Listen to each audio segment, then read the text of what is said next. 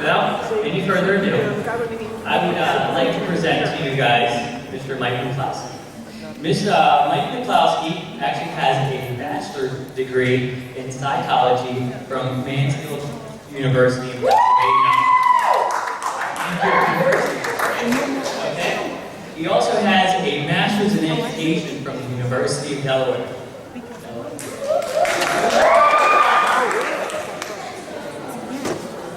Some of his career experience is he worked in UD for 12 years in admissions, academic counseling, visitor center, and as a tour guide. 1 year he worked for a private consulting firm, and he's also worked at the YMCA as a group exercise trainer for the past 6 years. But his best 2 years were the past 2 years, where he's had the pleasure of working at Delaware Technical Community College. He's had to work with some great people, such as myself. In there, I'd like to, I've had the pleasure actually of working with Mike. He's been amazing. Anytime that I ever need anything, I just kind of go up to Mike and say, hey Mike, can we do this? And he's like, sure, why not? And we'll make it work, even though we don't know how at first. But it's been amazing working with him. So without any further ado, I present to you guys Mr. Mike McCloskey.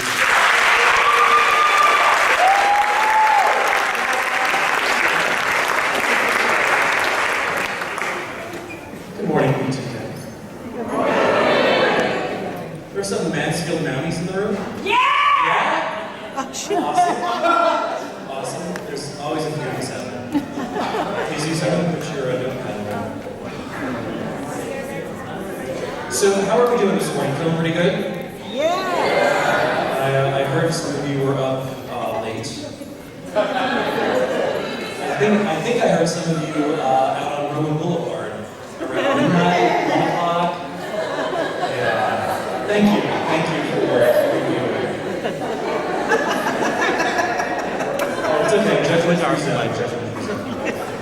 So thank you, Anthony. I'm not used to calling you Anthony. So I would have been like 4 a.m. For that great little introduction. A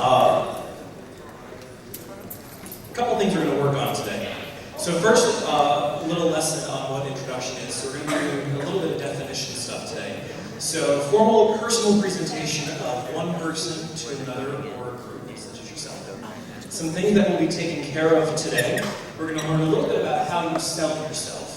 And not sell yourself short, but really sell yourself to a group of people in an audience. We're going to talk a little bit about theory, a little bit about life lessons involving leadership. We're going to meet one of my best friends in the entire world. His name is Pat Ball.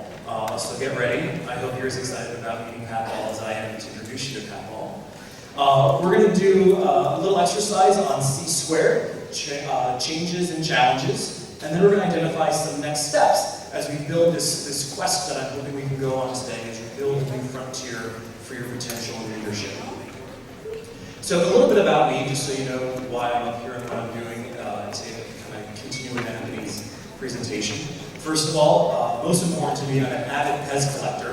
Any Pez heads in the room? Do we have any Pez heads? A few Pez heads? I have about 400 in my collection right now, and that's my little office collection of my favorites. I have Garfield in there, Ratatouille, and Mr. and Miss character, which are my favorites.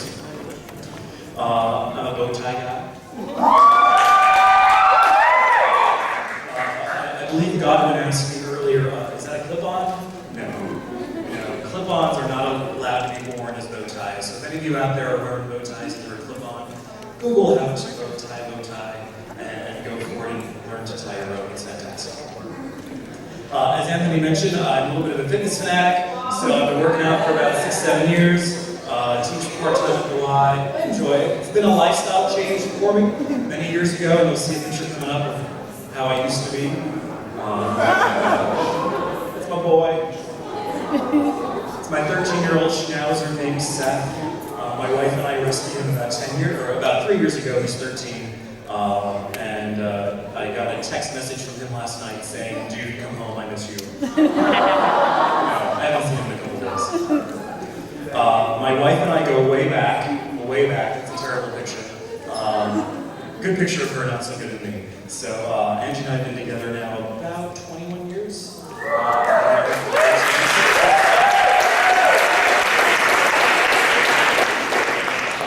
As Anthony mentioned, my higher education career started back at the University of Delaware, where I worked with one of the best groups of students I've ever gotten to know in my lifetime. They were the Blue Hen Ambassadors.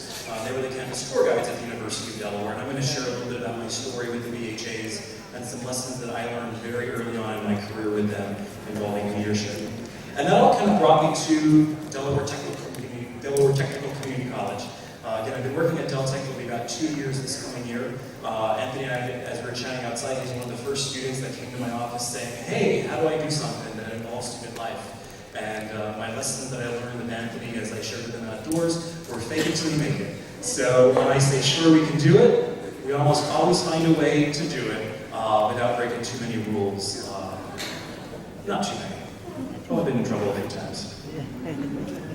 So first, I do want to give a big thanks to Patty Van Adder, for saying my Patty is certainly a great person to work with and a great colleague to kind of have in my corners. I think I'm in Patty's corner as well. So when we have those moments that we don't know where to turn to, we don't know who else to talk to, we can be a resource for each other. You're certainly lucky to have her as your regional coordinator. So kudos to Patty for a great job here today.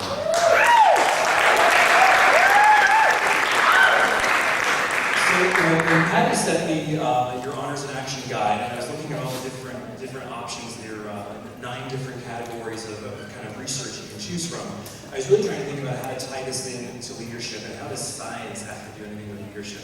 As much as I wanted to tackle that tattoo topic, I didn't think it was appropriate to be up here showing off my own tattoo, so I wanted to avoid the body art concept for today, but if any of you are doing that, I'd be happy to chat with you about body art. I know you didn't think a guy at the bow tie would have tattoos, right? You can be professional and have some ink. It's all good. It's all good. So I really started thinking about the notion of a quest, a notion about a frontier, and then that potential of your leadership. And those are going to be the guiding forces for what I really hope to accomplish with you today. I'm going to try to make this a little interactive as possible, and I know we're in a little bit of a tight space in here, so there's not a lot of room to move, but I think we'll be able to accomplish some great opportunities for you to chat with each other, and we seem to be a pretty chatty group. So I think we'll be able to help you get some of that energy out in terms of conversation. And a couple of you are going to get to play a game with me here as well today. So we're going to begin, though, with thinking about the quest. And researching what the definition of a quest is. It's that search or pursuit, right, to find or obtain something. Okay? So as we think about a quest, oftentimes we think about it's going out and looking for a new adventure. Sometimes it's going out, maybe you have a quest to go on a new road trip this summer. There's a number of things that you can be doing that identify as a quest. But I wanted to take that as an opportunity to identify for you what you are, who you are, and how that quest can kind of be about yourself. So that's the first part of what we're going to accomplish today. We're going to do that by creating something that I've totally stolen, so I have no ownership of this. But it's really about creating what we'll call your 30-second commercial. How many times have you introduced yourself to somebody new? We've all done that. We've done it 1,000 times. You've probably done it like 100 times here today, right? And usually it's like, hey, my name's Mike, how are you? And you move on. And we say, how are you? And we really don't care how that person is. Right? And then you say, good, thanks, and then you peace out and walk along. So when you get into the professional world, when you get into the opportunity in an environment to really have to identify who you are, it helps to have a little bit of a script in the back of your mind, right? Not something that's too rehearsed, because you don't want to sound like you've rehearsed it, but you want to know exactly what you're going to say when you're introduced to maybe a future employer, when you're going on an internship interview, or where you're working at an internship and you're meeting a colleague there who potentially could be a future supervisor, right? You want to be able to share some details about yourself that's quick, concise, and to the point about exactly who you are. So we create these 30-second commercials as a way to be clear and concise. It's an opportunity to sell yourself professionally, and even if you're not at that professional level or opportunity yet, it's an opportunity to sell yourself as you're sitting here today as a college student. It emphasizes your strengths. We don't use a commercial to say anyhow why we have a weakness, right? We see all those ads out there for drug commercials. right? And they say how great they are, and then they do 25 seconds of everything that can do horribly to your body, right? We're not doing that. We're talking about all the good stuff that we have to offer, all the good things that we have to offer. We try to be descriptive. We try to be very specific in our examples about our skills and abilities. State what you're seeking. State why you are there being introduced to the individual you're being introduced for. And sometimes there might not be a reason, so you kind of have that as the back pocket thing that you add in when needed. Speak clearly, and above all else, just be confident in what you have to say. If you can't introduce yourself without ahs and ums and oohs, then you're not showing that level of confidence that I think, from the brief time I've spent with you last night and today, that I think you all truly have within yourself. And then always try to link your knowledge and skills and your experience to that employer, or for some of you, to that college interviewer that you're going to be meeting in a year or two when you go on to a bachelor's degree, or when you go on for a master's degree, or when you go on for that doctorate. You have to make all those introductions. So when I worked at UD, this was a great thing that we got to do at UD. I worked with this with all my tour guides, with all my orientation leaders. As a workshop that we did was actually have them create their 30-second commercial. When our tour guides were out touring prospective students around, who else did they tour around besides students? Parents, right? Parents have jobs, right? And some of the parents had some nice jobs, and some of those parents were recruiters for their companies. So countless times my tour guides would come back to me and say, hey, that parent just offered me an internship this summer, right? Or they said, send me your resume because I think you'd be a great fit for our company and you graduate in May. And it was because the first thing that every one of my tour guides did when they met a family, their 30-second commercial. They got outside, they introduced themselves quickly, briefly, concisely, and talked exactly about what they were going to accomplish on the tour, but then also a little bit about themselves and their background. And they did it, they were required to do it, within about 30 to 45 seconds. And I had some long-winded tour guides, trust me. Right? Their tours were supposed to be 90, they were out for about 2 hours. But their introductions were always short and sweet. We did them right outside my window, so I heard every one of them every time they went outside. So I want you to spend a little bit of time. Hopefully you all have a writing utensil, right? A pen and a piece of paper. Patty told me it was, so don't let her down, right? So begin thinking about what your 30-second commercial is. And advisors, you're not out of this either. You can be doing this as well, because guess what? As professionals, we're always trying to sell ourselves too, right? So this is still an opportunity for us. A very little light script here for you, right? Hello, my name is. That's a perfect way to start your 30-second commercial, right? You need to identify exactly who you are. You need to let them know who you are. I am an engineering major at Harrisburg Area Community College. I'm an education major at Bergen Community College. I'm a human services major at Delaware Tech. I plan on using my skills and experience as a, what do you want to be? Why are you meeting with this person? Why are you introducing yourself with this person? Okay. I have experience in, I've done X, Y, and Z. I've had the opportunity to be involved in PTK, right? And then that leads into a whole conversation in your interview about what is PTK, because most people probably outside to your schools don't know what it is, right? My background includes, what are things that you have done that are going to lead you or have led you to your major or have helped supported you in your major? Some unique qualities that you have, right? And unique qualities tied into your experience. And I want to know more about you. Tell me a little bit about yourself, right? A great way to end your commercial. So take a few minutes and begin thinking about what your 30-second commercial will be, okay?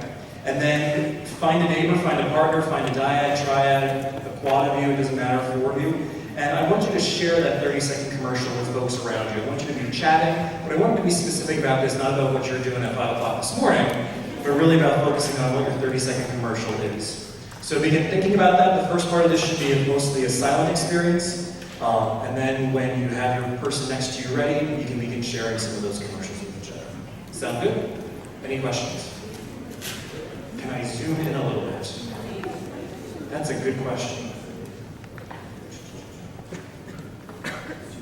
I will see what I can do.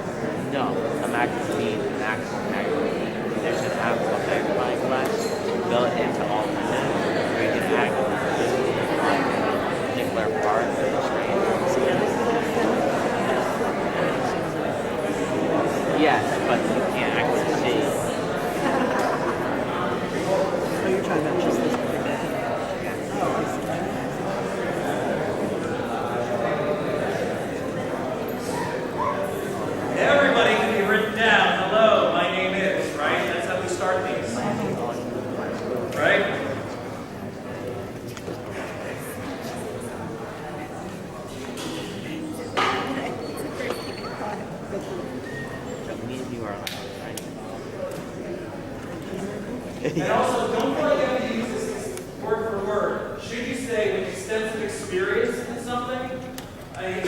Probably not, right? Some of you are in school first year, second year, maybe third semester. I don't think extensive experience should be in that realm of your expertise just yet, right? But I have interest in, or I've done, I've accomplished, things like that. So tweak those words. These are certainly just good ways to get started.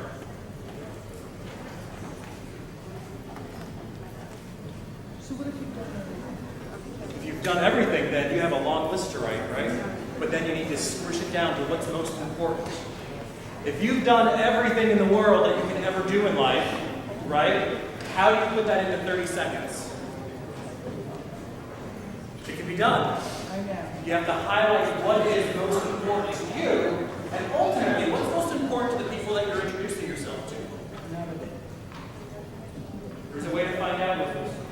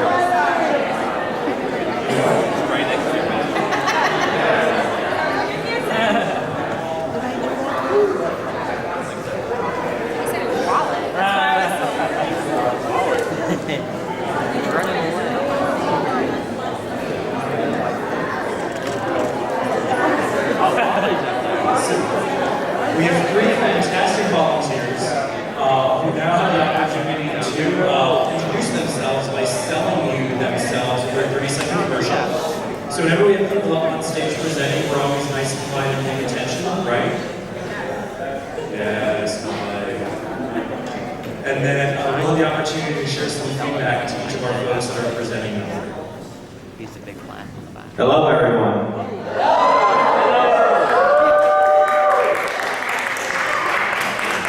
My name is Lino Pereira. I am a criminal justice major at Union County College in Cranford, New Jersey.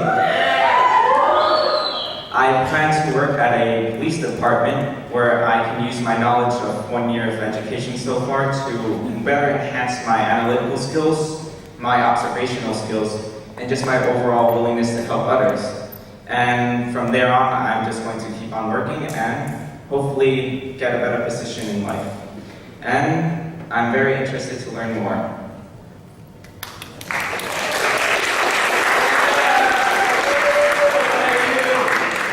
So any thoughts and suggestions on Nuno? Nuno, what Nuno had to share? Yes? Oh, yeah. Stand up and speak loud. I didn't really get the part where did he actually include like background? Like I don't have an extensive background. So what he did is he talked about his year of experience, he has a year of education. So right, that kind of ties into his background. So I think he got that. I don't know if I would have said the word so far, right? I have an educational background in criminal justice.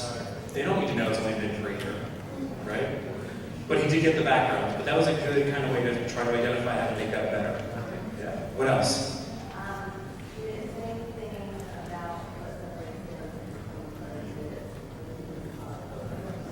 Right, so that's something that we would want to work on, right? Is trying to identify what are your unique qualities. And first of all, props for him come out here without even a notebook, right? He said he had it all.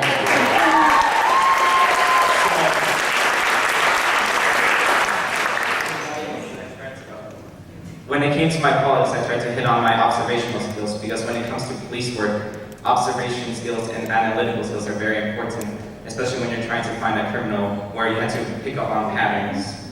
So I tried to hit on that more and show that I am willing to learn because I am just coming right in. And I only have 1 year of experience. So there's the line for your commercial unit. Right, except saying I only have 1 year of experience.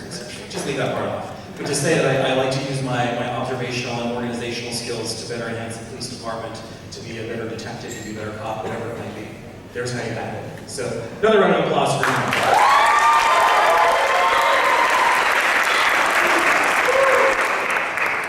Hi everybody, my name is Lisa Buslam and I'm a student at Middlesex County College and I'm a biology major. I've been in school for 1 year, so I'm starting my 2nd year now, and my most important skill that I have is people skills, where I can make a friend with anybody.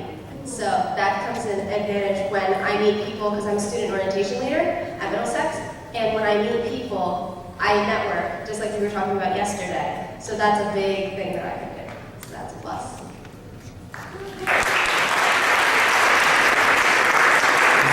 Any suggestions, comments for Lisa? That was a pretty good introduction, right? A nice commercial. My feedback would be the person you're introducing yourself to wasn't here yesterday. Right? So you have to remember that you can't give a reference to something that person may or may not have been a part of. So always keep it current to who you are, but not trying to think about situational experiences. But I love that you're in orientation. So, good stuff. Thank you, Lisa. Good job. Good job.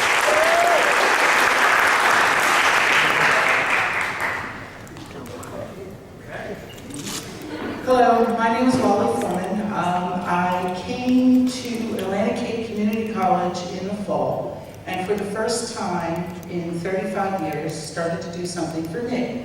I am a criminal justice human services major. I have just made the Dean's List, and I have been inducted into Phi Theta Kappa. Last semester, I had an opportunity to be an intern at the Atlantic Community Superior Court, where I spent weekly in drug court, which is the direction my life is going. I am looking forward to taking all of the skills that I have learned at Atlantic Cape Community College and forward that into a career in juvenile justice. I have many years of experience in everything from being a Starbucks barista to being a cosmetic platform artist and manufacturing representative. I bake, I can do your hair and your nails, and I can make a full body massage.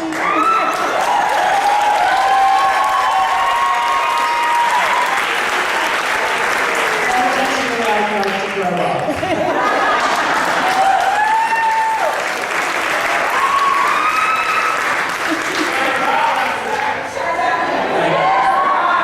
I think Wally's hired, right? Fantastic. Any comments, suggestions, thoughts, if there are any for Wally? Encore.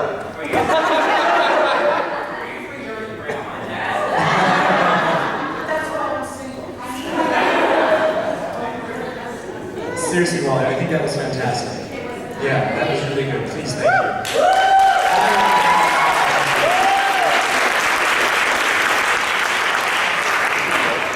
So, I think Wally has a little bit of experience on a lot of us, right? Which is awesome. I would love to have somebody who can bake and do my nails at the same time in my hair. So, my hair takes me a lot of time to do. Right?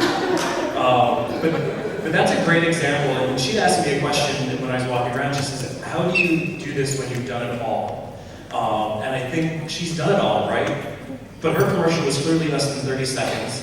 As someone who might be interviewing her, I have a great concept of who she is, right? I like fun people, so she seems pretty fun. So I'm going to talk to her about. I need a job.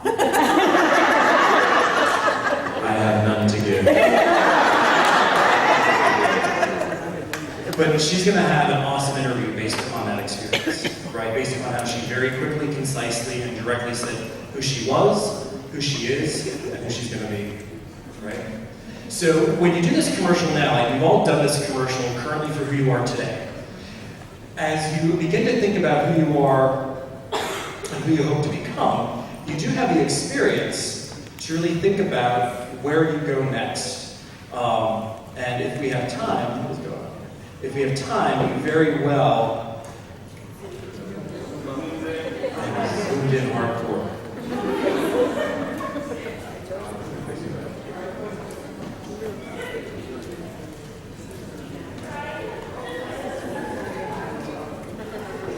Don't you love technology? So I was really excited about using Prezi until now. Wally had no technological experience mentioning her cruise, right? Here's God. You zoom out. So again, we really want to think then in the future about how will you be doing this commercial for yourself in 5 years? And how might you be doing this commercial for yourself in 10 years? What difference will there be between your commercial now and in the future?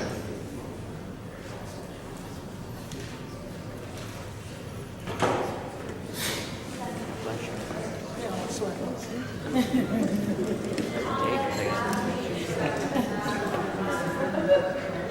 know, things when you're at about 24 hours.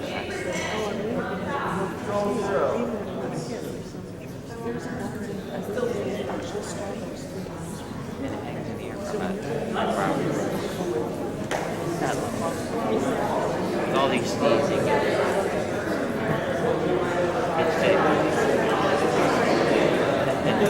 and riots, we don't want to go with it. So how are things? There we go. As a There we reality. go. Thank you for your patience.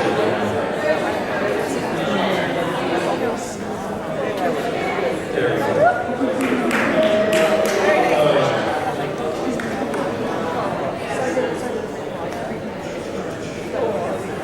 So the great thing about technology, right, is it works when you want it to.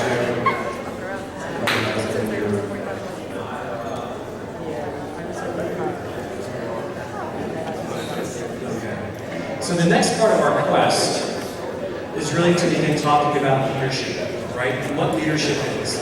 So a great definition of a leader, the position or function of a leader, which is a person who guides or directs a group. So how many of you are classified as a leader in this room? Right? I think there's quite a few of us that would be that. I think all of us are, right? You're at a conference, right? How many of you, this is your first time ever attending a conference? Nice.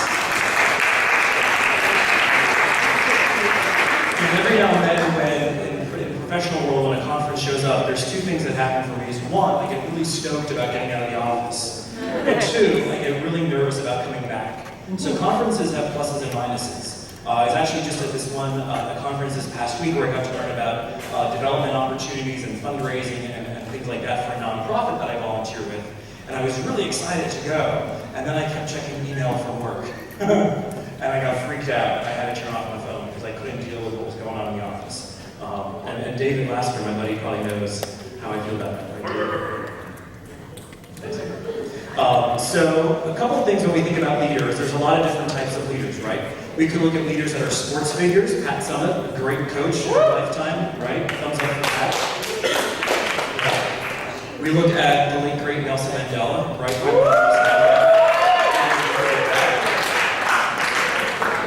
We see religious leaders, right? And we look at the Pope as someone who's really making some dynamic changes within the Catholic Church. I'm not trying to get religious on you at all. I'm just saying he's a leader, right? And he has the opportunity to impact and help people. And then we look at someone like Jay-Z, right? Jay-Z's a leader in the music industry, right? So these are all different types of leaders that we can look up to and that we can get inspiration from. A quick search on Amazon shows that there's over 120 different leadership ideas that come up when you search on Amazon, right? Those are books, those are articles, those are everything that has the word leadership involving in it. There's a lot of information out there about leadership. And what I wanted to do today is just focus on a couple aspects of leadership, someone who's really been a great inspiration that I've enjoyed reading about, that I've enjoyed looking at, and someone that I've discovered actually spoke at one of your PTK conferences in the past, and that would be my good friend John Maxwell. You all heard of John Maxwell? Yeah? Who's not heard of John Maxwell? Awesome. Good, it's about half and half. So John Maxwell comes from industry, he comes from a perspective of faith in some ways, and he's written tons of books that all deal with leadership concepts. One of the books that I've always gone back to is his 21 Irrefutable Laws of Leadership. And in his book, 21 Laws, clearly there are 21 laws of leadership, and he talks about things like the law of the lid, which is kind of how high you can go, God bless you. We talk about the law of process, which is the way you're going, intuition, that innate experience in yourself. You look at magnetism, how people are drawn to you. You look at connection and how you make those impacts with other people. And ultimately, you also look at the empowerment of what you're doing for other folks as well. What I really like about John Maxwell is he also gives you, it's a very quick read, it gives you very clear concepts about how each of these laws impact you as a leader, and things that you can do to tweak yourself to become a more effective leader in your organization, in your career, in your life. I've used this book with almost every student group that I've had, from the BHAs to my orientation leaders, currently the Student Government Association, as well as our student leaders across all 4 of our Delaware Tech campuses. And 2 of the laws that I want to spend a little bit of time talking about this morning is, 1, the law of influence. So when you think about the word influence, what does that mean? What does influence mean?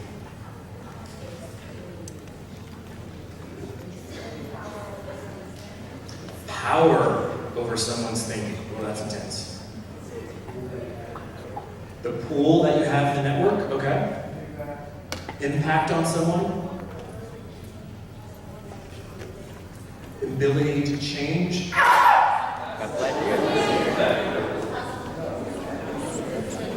So the power to change how someone thinks. Yeah. The ability to guide. I love it. One more. Persuasion, absolutely. So as we take a little bit of a deeper dive into what Maxwell thinks about the law of influence, we look at leadership is simply about influencing others. Nothing more, nothing less. It's a pretty simple statement. True test of a leader is to ask him to create positive change in an organization. Now, leaders have the ability to influence both positive change and negative change, right? Because not all change is good. Not all change is bad, right? Change is change, but it can fall in those 2 categories. This next line really makes me think every time I read it. If you cannot create change, you cannot lead, right? That's pretty intense, right? So essentially that is saying that change is all about leadership, and leadership is all about change. And how many of you find resistance to change within your campus, within your PTK organization? All of us, right? Right? There's not a day goes by that I'm not sitting at my desk thinking, what is going on? Right? Because because people are still resistant to change, but yet people identify themselves as leaders. Being a leader is not about being first, being an entrepreneur, but being most knowledgeable or being a manager, right? So some of you are PTP officers, some of you aren't. I would say you're all leaders. It's not about holding a leadership position. It's not the position that makes the leader, but the leader who makes a position. And positional leadership does not work in volunteer organizations. So positional leadership, what does that mean? Does anybody know that terminology? Exactly. It's the hierarchy of an organization. It's presidents, it's vice presidents, it's all those people, it's all those structures that we have within our companies, within our organizations. So being the president of PTK and saying I'm president of PTK does not automatically make your volunteers, which are PTK members, right? Does not automatically give you influence over them. Because they don't know who you are. They might not even have respect for you because you haven't met them yet. Right? He who thinks he leads but has no followers is only taking a walk. Right? I took a nice little 20-minute walk this morning and a little bit of a run this morning by myself. I wasn't leading anybody, right? Just my own sweat, and it was terrible. It was too humid. I hated it. But to me, I was trying to lead the little ducks and the birds that were behind me. So, really think about this influence that you have and what you can do over people, and the ability to create change. We're going to come back to change and challenges in just a few minutes, so begin thinking about that already, because you might have an idea about where we're going to go with change and challenges. But as I mentioned, I brought my best friend with me today, and my best friend is one named Patwall. Everybody say hi, Patwall. I need 9 volunteers. Just come on up. I'm not counting. I don't care who you are. Just 9 people. Come on up.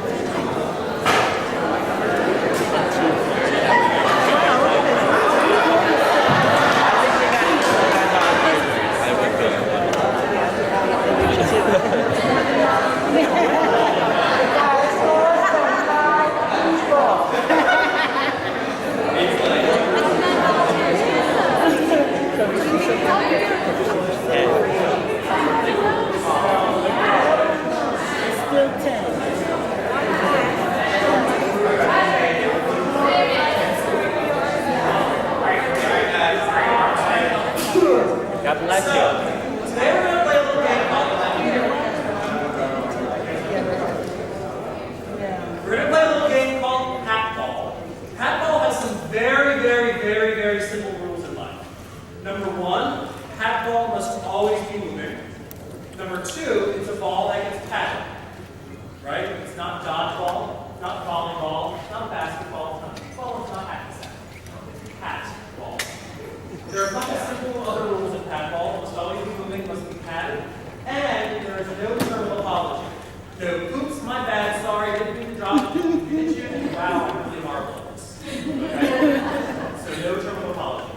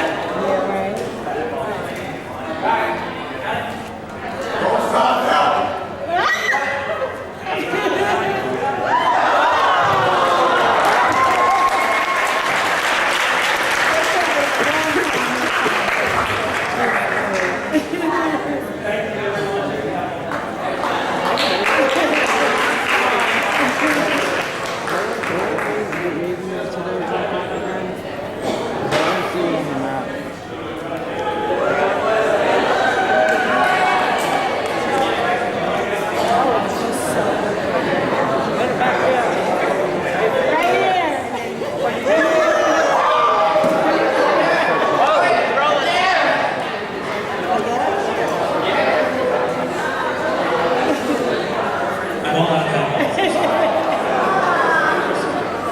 So, first of all, those of you that were playing paddle, what were some things that you were discovering about playing paddle? Or just shout out. Teamwork, instruction. Tall person not to get it all the time. It was better to communicate before we started and to figure out a game plan before we actually got into the round, because then we were trying to talk to each other while trying to make it work. So setting a game plan, yeah. There's a learning curve to it, because you had to experience a little and then learn from it and adjust. Learning curve, learn and adjust, right? Change course. I would say communication before, during, and after a game. Communication the whole time, before, during, and after the game. Understanding the other person's strength, how hard the other person's going to hit the ball, and understand how hard he hits it. Understanding the other person, Yeah, so that's understanding the person both by their strength, which I love as a response, then also think about their strength in terms of how they're hitting the ball and kind of what their reason is for hitting the ball. There's a lot of hidden meaning, I think, under paddle in the sense of that. Yeah, Wally? Once they communicated each other's needs, they became a team, so that the ball lasted a little longer. So communicating helps identify the needs. Yeah, one more.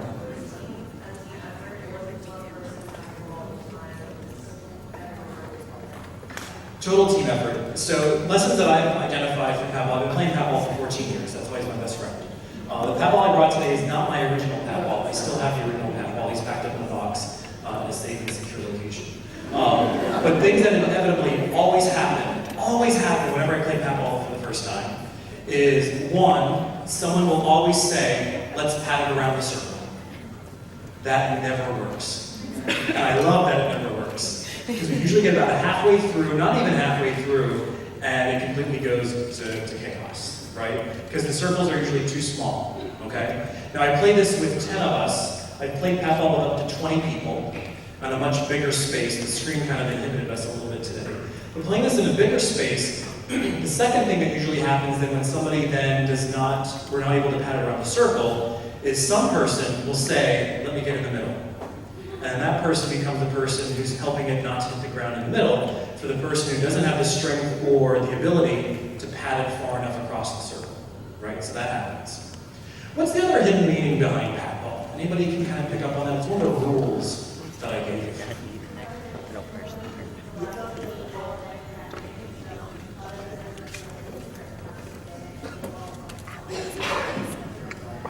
I love you, Crystal. I love your best friend today. That's exactly it, right? That rule of no apology, right? And there's a couple reasons why we don't apologize, right? Sometimes we make mistakes. Who's in here who never made a mistake? I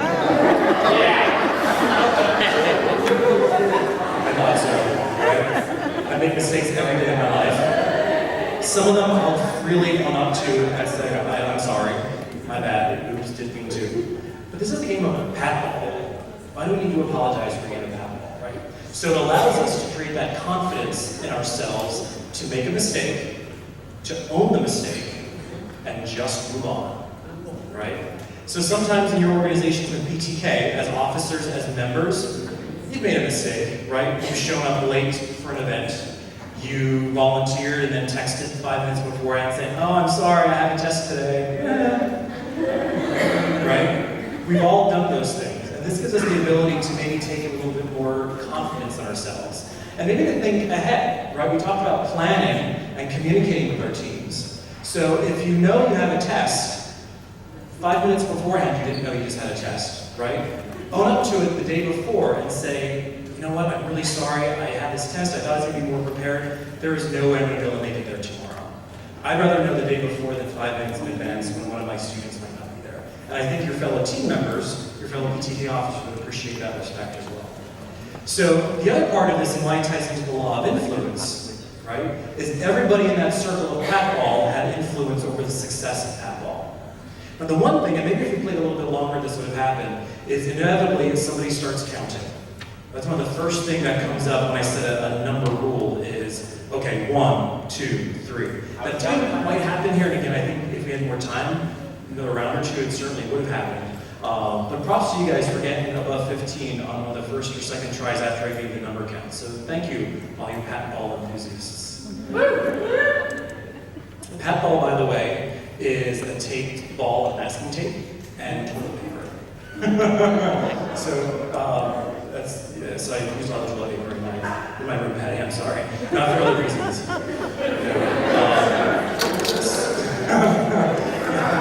So if you want to, I use Pat Ball a number of times as an icebreaker before a team meeting, as a way, if we have to get creative, to get the juices flowing in those brains, because we have to think. Play for 5 minutes, right? We all have 5 minutes of playtime in our life. We should all have 5 minutes of playtime in our life. And this is a great way in your group, no matter how big or small, to kind of help get that stuff going, right? So you all have projects to work on today, right? You all have your honors and actions, little presentations to do. When you go back to your group, 9 of you have Pat Balls. I'm not sure if you're all in the same groups. Here's a great way for you to take 5 minutes, get outside, and just pat it around for a little bit. Get the body moving, get the brain moving, and get that stuff kind of ready to roll. So law of the inner circle is another one of Maxwell's laws of leadership. And this is where we identify the leader who finds greatness in the group and helps members find it in themselves, right? So a leader who's really trying to reach their full potential is not so concerned about themselves, but they're concerned about the inner circle, the people that they've invited, if you will, to be in that inner circle. Now, I know at PTK, people get voted into office, right? How many people run for offices and have, like, contested ballots? A couple places, I know it, right? So that makes it challenging to build your inner circle, because you have competition, right? But as a leader of PTK, as an advisor to PTK, you have the ability to find out who are the people that should be running for office, right?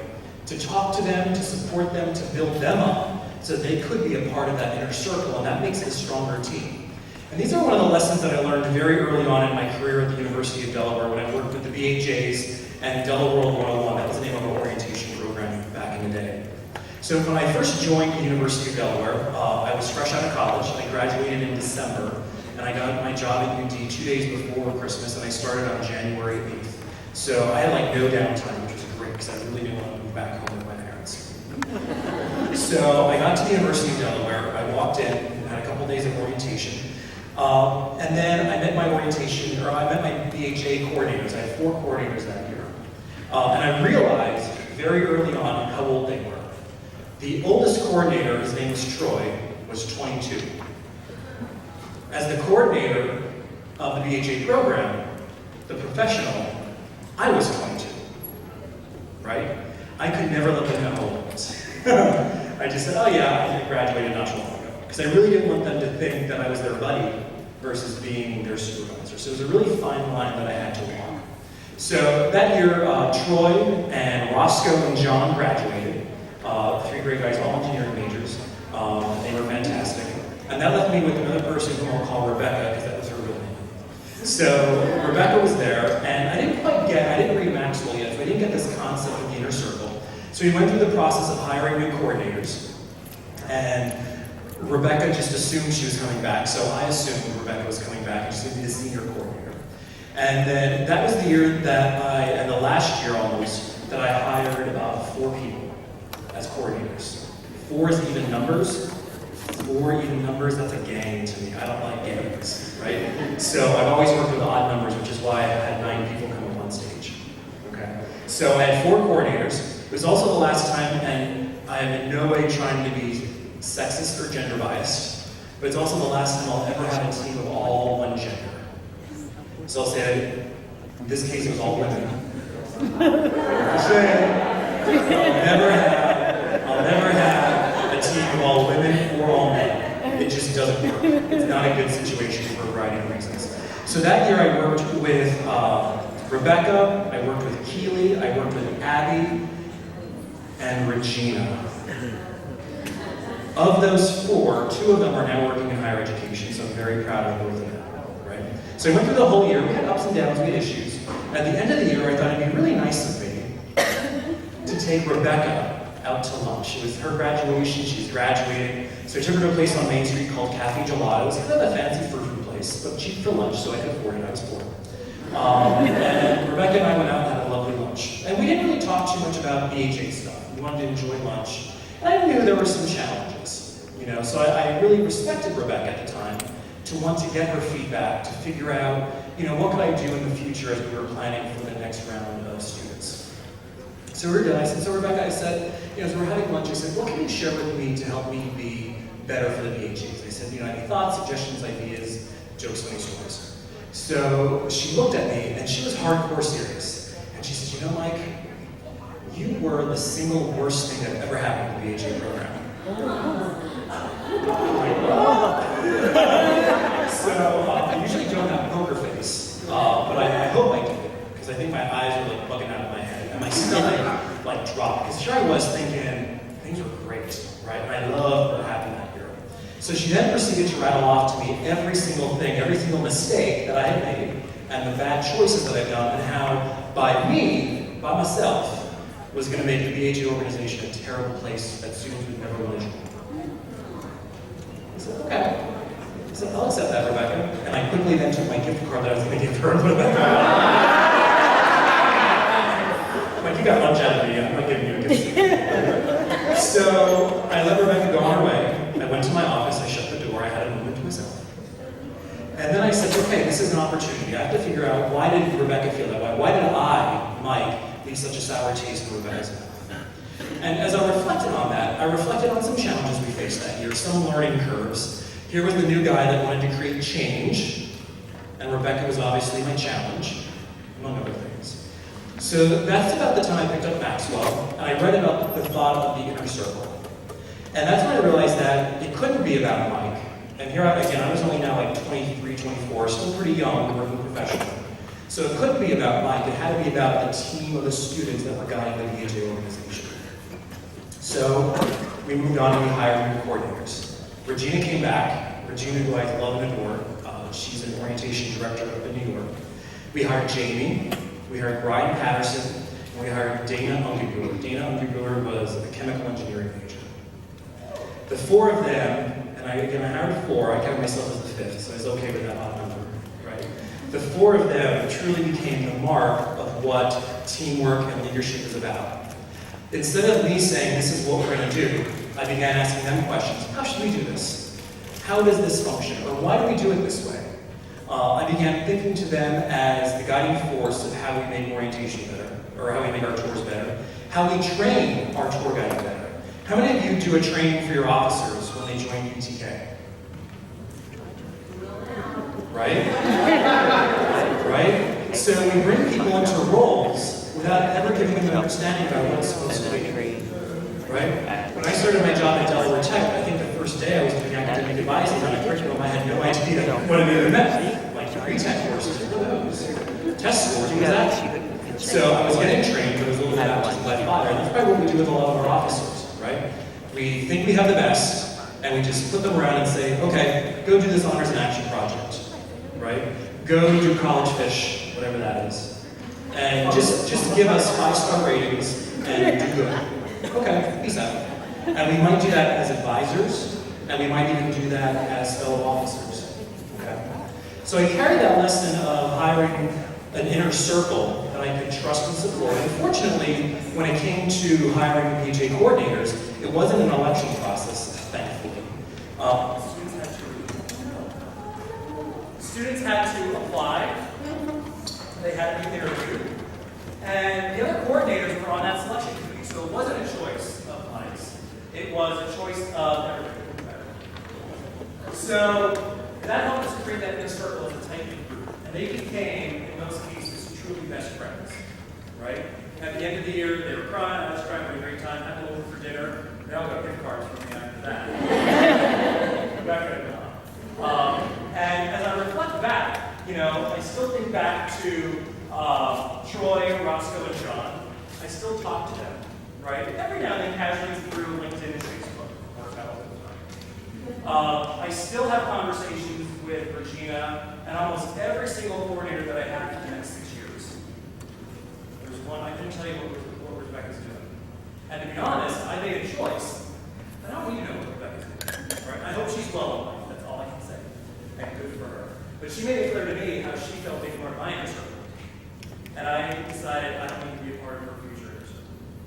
Yeah. So a little life lesson that I learned for you early on. So I carried that from the BHAs to Delaware 101, hired a team of senior orientation leaders. Again, when I started, at this point I'd been around ED for a little bit. They only had 2 senior orientation leaders. 3. They had 12 orientation leaders. I had 15. And that odd number really helped to create something unique. You couldn't have even teams, right? So when people were trying to have those nitpicky conversations or say, oh, Melanie was this, and Andrew was this, they couldn't have even teams. I loved it, right? So when I had people work in small groups, it was triads instead of dyads, which is great. I always like the number of 3. And it just helped create better conversation and better dialogue. So I now work with Student Government Association at Delaware Tech. And unfortunately, we have a board that I was given that was 8 officers. I was told to combine 2 executive boards into 1. And the first thing that I did was eliminate a position. I now have 7, right? It always works out. So I don't know what kind of control you have over your PTK officer boards, but think about that power of an odd number, excluding the advisor, right? But think about that. How am I on time? Okay. So this we'll get to really quick. We're going to move on to the frontier. Outer limit to the field of your endeavor, especially one in which opportunities for research and development have not been exploited or explored, right? So the frontier that we're going to focus on now with you is your chapter of PTK.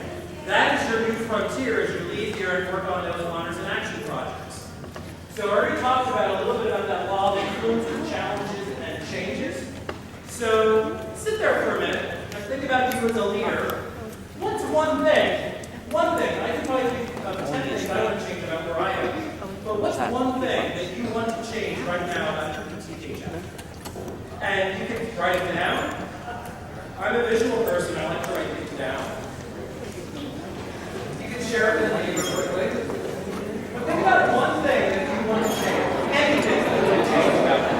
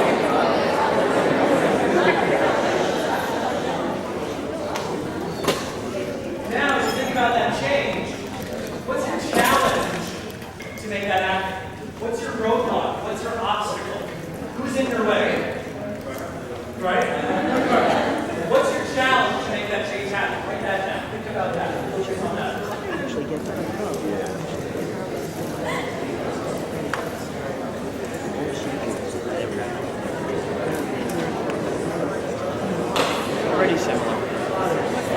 Yeah, you did great.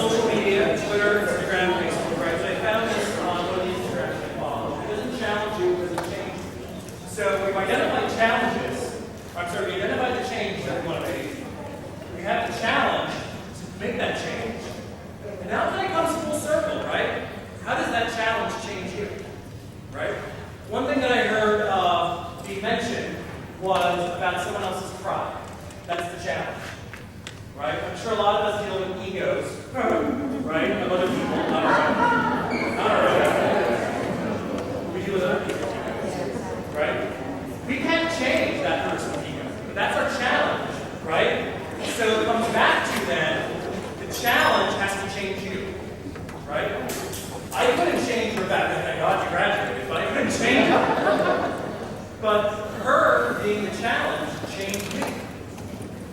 So that's really the full circle moment that you get when thinking about being a leader, is knowing that you have challenges and changes to make, but it ultimately comes back into the impact that it will have on you as a leader. Right? And I know we talked about the law of influence and magnetism and connection and all that, about being about a leader about other people, but ultimately, again, whatever you're doing for those other people comes back to impact you, to challenge you, and to probably change you as well. So a few more things, and I think I like over time. But Patty said it's okay. Is it okay? Yeah. Okay. So the last part we're going to talk about is reaching your potential. Okay? And this is where I think we all have opportunity to change and focus on ourselves. Potential is that capability of being or becoming. Right? Of being or becoming either a better you or a new version of you. So how do we create that? How do you reach your potential? A couple things. One, discover balance. Right? Balance is about creating balance between your life, your work, your school. Some of you, I'm sure, have family issues to deal with. Stress. How many of you are millionaires? Okay. Get tired. Wally and I have good jobs. So, money, right? All that comes into balance. One of these things is out of whack. Your ability to be a better leader is out of whack, right? For me, one of the biggest things that I found to make the biggest difference in my life, I think ultimately be a better leader, is helping me create a balance with my health, right?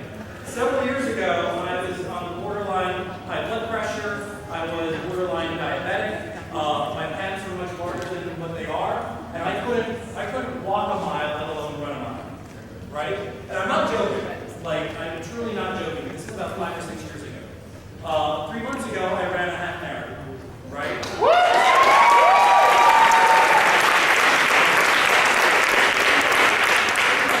The year before the half marathon, I couldn't run a 5K, which is 3.1 miles. Half marathon is 13.1. So you really have to think about creating that balance for yourself. Now, by me training for the half marathon, other things went out of whack, right? Because that took a lot of time. So I do create the right balance for the half marathon, and then my right knee's paying for it. So I'm hobbling a little bit as well. So again, finding that balance. Being a leader means you have to take time to research on how being a better leader. So we've talked about Maxwell. We're going to look at a quick article in a minute from James Koussis, Barry Posner, Warren Bennis, Daniel Goleman as well. These are all names that if I had a pen and paper, I would probably write them down. And I would go to Amazon and narrow those searches of 120,000 down to these few names. And these are just a highlight, a few. Maxwell, Koussis, Posner, Goleman, and Bennis. Type in any other names of leadership, you're going to find some great stuff. There's an article that maybe I'll send this out to Patty and she can share with you guys about leadership lessons to live by. And this was a great article that got posted. And it gave some really hardcore good tips from Koussis, Posner, and Bennis from research they've done about what they've identified as, if you don't read anything else about being a leader, here's the article, 2 pages, that you should read about being a leader, okay? It talks about making a difference, credibility of your foundation as a leader. If you can only be a leader if you've done research on it, is what they're saying. Your commitment to the organization, focusing on the future, not doing it alone, that inner circle theme. 2 different researchers all coming back to knowing you got to do it together. Having trust, right? Lead by example. Best leaders are learners, which is what you're doing here today. And it's an affair of the heart, right? To be a good leader, you gotta love the organization that you're a part of. Who in here loves PTK? So in addition to researching leadership, it's good to research different leadership styles. So leadership styles, coercive, authoritative, affiliative, we look at democratic, pace-setting, and coaching. Not everybody is one of those leadership styles. Those leadership styles come about always depending upon the situation that you're in. There were times where I had to be a coercive leader, where I had to say, sorry guys, it's my way, right? It's compliance. You need to comply with what I'm saying, because we got a directive from PTK that says we have to follow 8 steps for our honors and action program. It was 8 steps, right? Yeah. Yes. right? So that's compliance, right? So as a PTA president, you have to comply with that rule, and you have to enforce that rule. So that's a leadership style of compliance. Authoritative is setting the vision, right? What is the vision of your honors and action project? You have to identify that outcome, right? So who's ever in charge of that honors and action is setting the visionary tone, if you will, the authoritative tone. Affiliative leadership comes with the emotion. It comes with when somebody's had a bad day around the exec board, you don't call them out around the table, you pull them away afterwards and say, hey guys, what happened today? What's going on, right? Maybe there was an issue between them and your advisor, right? We all have those opportunities. So maybe you go talk to the advisor and say, hey, we need to talk about what happened with Sam today because she had a really rough day. Or, hey Sam, let's talk about how you interacted with Mrs. So-and-so because I don't think that was pretty cool, right? And that's bringing your emotion to the leadership aspect. Democratic is consensus. All in favor say aye. All opposed say nay. Done, you got that. Pace setting is setting those high standards. Your regional board has pace set for you their expectations from the region for next year to bring that trophy back home, right? That is pace setting leadership saying, we're going to achieve X, Y, and Z, 1, 2, 3, 4, 5. That is saying we're going to reach these standards. That is pace setting leadership. And finally, coming back to coaching. Coaches develop their players, right? Hopefully in a good way. I'm sure we've all seen some that don't. But coaching is that developmental aspect. Training, if you will. Training to be a leader. And then ultimately, finding that inspiration. Go onto Twitter. Go onto Instagram. Hashtag. Hashtag leader. Hashtag leadership. Hashtag inspire. Hashtag inspiration. Hashtag bow tie. And you'll find things that will hopefully give you inspiration. What I love to do with Instagram is that little square that I showed, I do a screen swipe of it, send it over to CVS, print it out as a picture, cut it out, and I have a bunch of tile squares that I hang up around my office that I change out on a regular basis that students read and say, wow, that's really cool, can I have that? No, take a picture. I've given a few away. But it really helps us to then remind us about what we're doing and why we're doing it, right? Why you're being a leader. Find those quotes, find those things that really impact you, that help you identify why you're doing what you're doing, and why you're going to keep on, right? Sound good? I always end my fitness classes saying, any comments, suggestions, opportunities for improvement, let me know. And I end other things by saying, any jokes, funny stories? No? What is it? Jokes, funny stories, appropriate.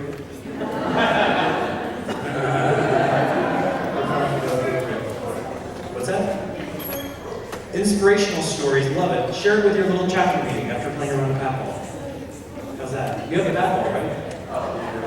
You do. 2 bat balls, so share it. So I want to leave by just saying I truly, truly applaud you guys. It's June. You're all here at Rowan learning about stuff you're going to do next fall on your college campuses. Wow. Right? Right? I think that's awesome. I think that's awesome. And give yourselves a round of applause.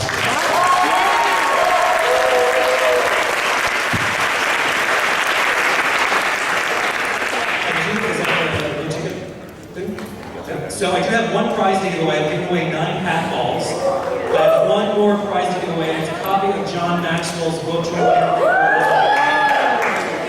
you got your blue ticket?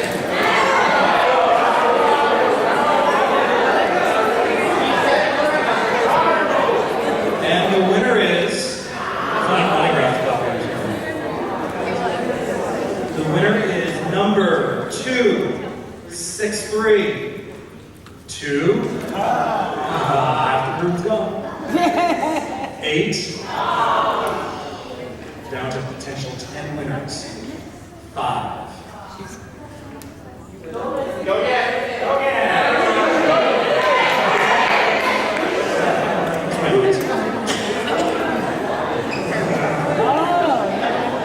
2, 6, 3, 1, 8. Anticipation. 4.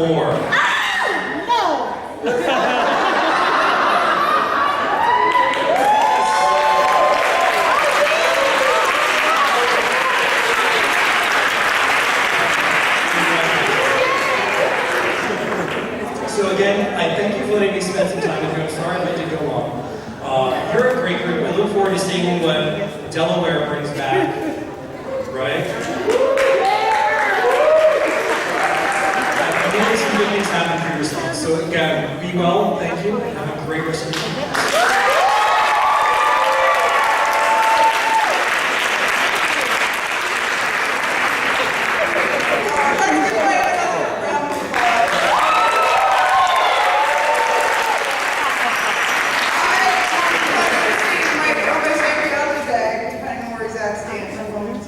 I'm proud of it.